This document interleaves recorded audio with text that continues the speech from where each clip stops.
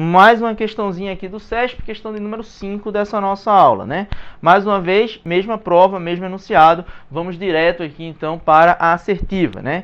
A transformação do esquema de tabela não normalizada em um esquema relacional na primeira forma normal consiste na eliminação de tabelas aninhadas. Aí o cara vai dizer, porra, professor, tabelas aninhadas não é atributo composto nem multivalorado, então tá errado. Calma, eu falei durante o curso inteiro que tabela aninhada também é uma situação onde o atributo deixa de ser atômico. Por exemplo, vamos lá, né? Vamos criar aqui uma tabela aninhada. A gente vai ter aqui, por exemplo, uma tabela. Vou fazer a tabela um pouquinho maior, né? Deixa eu pegar uma réguazinha aqui para ficar mais bonitinho, né? A gente está agora criando até um modelo de template, né? Onde a gente tenta fazer até os tracinhos aqui do nosso da nossa tabela mais bonitinhos, né? E às vezes acontece de ficar com esse tracejado assim. E aí, vamos lá, né? Vamos fazer daqui para cá. E aí a gente vai ter aqui uma linha em cima para definir o cabeçalho, né? E a gente vai colocar assim, né? A gente vai ter aqui um ID, vamos colocar aqui um nome, e aqui a gente vai colocar um atributo endereço e complementos. E aí você faz alguma coisa assim, né?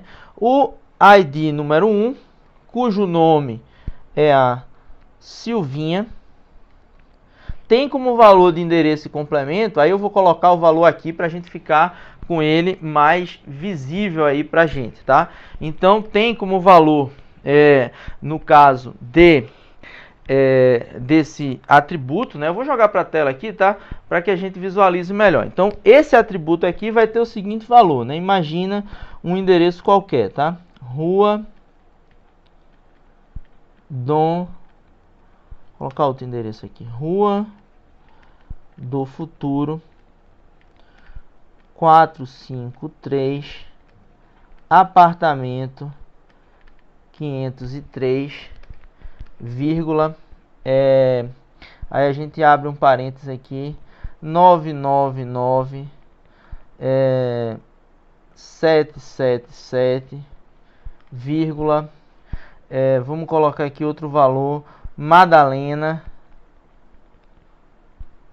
vírgula, Recife, vírgula, Pernambuco, CEP 50 220 486, reticência. O que você está fazendo aqui?